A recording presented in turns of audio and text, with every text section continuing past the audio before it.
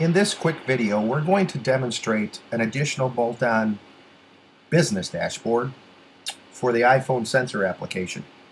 This dashboard's focus is going to be around the healthcare industry and how we can bridge the gap between information being gathered by a physical therapist and how that information can be sent to a physician real time and shared amongst many physicians.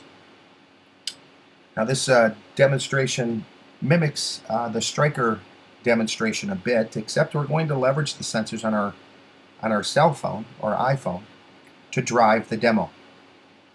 Now hopefully you got your iPhone bridge launched as the directions tell you here, and as you have done with the base dashboard.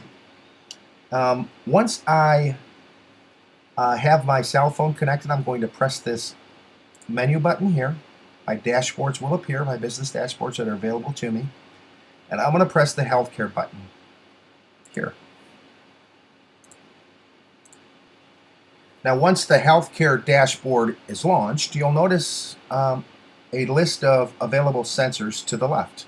Well, those are the name of my actual cell phone, as I named it in my cell phone bridge. I named my cell phone Demo. Now before I begin the presentation, this presentation is going to be completely interactive. You're going to drive a 3D model by the movement of my cell phone.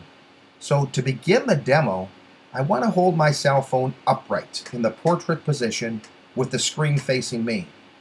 Oftentimes I like to take the bottom edge of my cell phone and just rest it on a desk in front of me and hold it in my hand. But again, it's upright, with the bottom edge pointing down towards the floor and the top edge pointing towards the ceiling. Now I'm going to press Begin Demo. Once I press Begin Demo, nothing immediately occurs until I actually press the Begin button. Once I press the Begin button, we're going to run this patient through 2 physical therapy exercises, and we're going to show how the data is immediately transferred to our physician, who is pictured here on the right.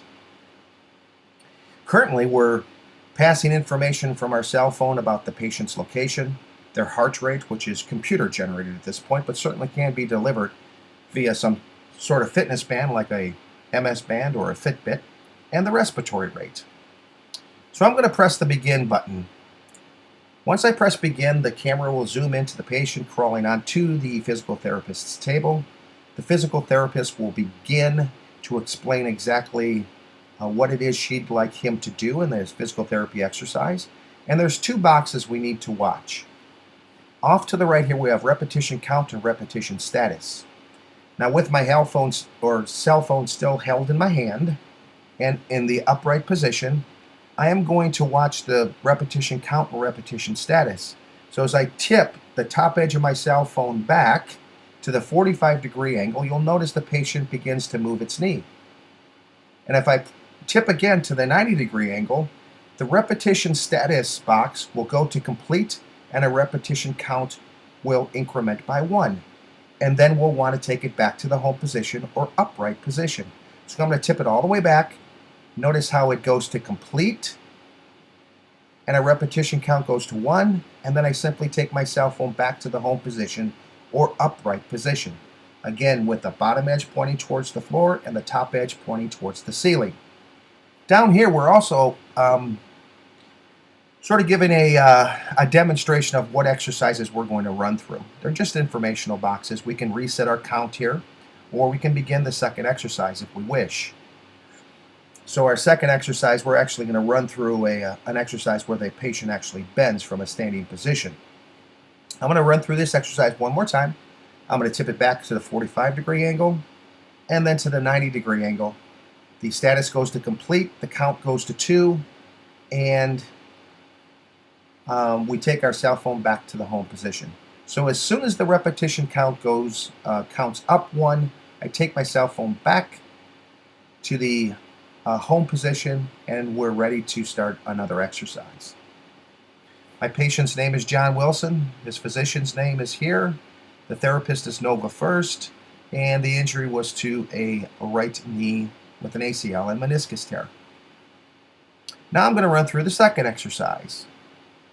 On the second exercise, I'm going to have my cell phone resting flat with the screen pointing towards the ceiling on a desk in front of me.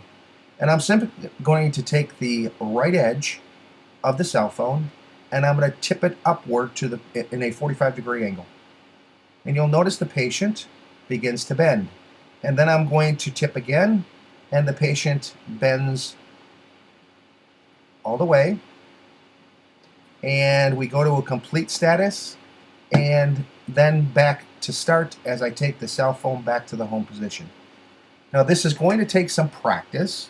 You're going to have to run through the exercises several times to see how to work the positioning of your cell phone and how it actually drives our animation. But once again, I'm going to tip 45, tip 90, complete, repetition goes to 2, and then I take it back to the home position, which is standing up. Okay, so that's the information being delivered in real time to our physician. So at this point, our physician not only knows information about the patient, but the location for which the patient is performing the physical therapy exercises, the location. And they also know the results of their physical therapy exercises. Oftentimes, when doing physical therapy after surgery like an ACL or a meniscus tear, range of motion is extremely important. And achieving range of motion means I'm progressing well as a patient. So knowing that angle of the knee itself, of the leg itself, and the bend at the knee is extremely important to a physician. And oftentimes, the physical therapist does not share that information with the physician. And trust me, I know this. My daughter just went through the surgery, and the two never talked. The physical therapist never shared that information until I actually pressed the physician to call the physical therapist to see the information as my daughter was performing the various exercises and to see the results. Now, as a physician, I may want to know if this facility is performing better than others. So as I get other patients that come to the office and have surgery, I may want them to go to this specific physical therapist because I'm getting great results from them. Now, I can achieve that by launching a report here that says patient reports via the cloud. In slides a report, a half pie, 2 half pies on the 2 exercises that I've done and the repetition count for each by month. And I also have a progress chart for each one of my patients for this therapy location or therapist's location and how they progress throughout time and whether they're meeting their goals or not. So as we can see, this therapist is actually doing better this year than last, and we're getting great results from our patients from this physical therapist. So in May and June and July, we're getting some really stellar results as far as meeting our goals for getting our patient back to performing normal activities throughout their recreational or work life. I'm going to close the report box, and that's just a quick summary. Again, you want to run through the exercises yourself, practice with them. You can tell a very compelling story when sharing this data via the cloud. This data, again, is all being written to HANA in the IoT showroom. So if I care to, I can run Lumira reports or build an additional dashboard that shows just the results of this patient and their exercises, or various patients and their exercises. So I can begin to see how I can share data real time with my caregiver or many caregivers or physicians. Appreciate you listening to today's video presentation, and we'll talk to you soon.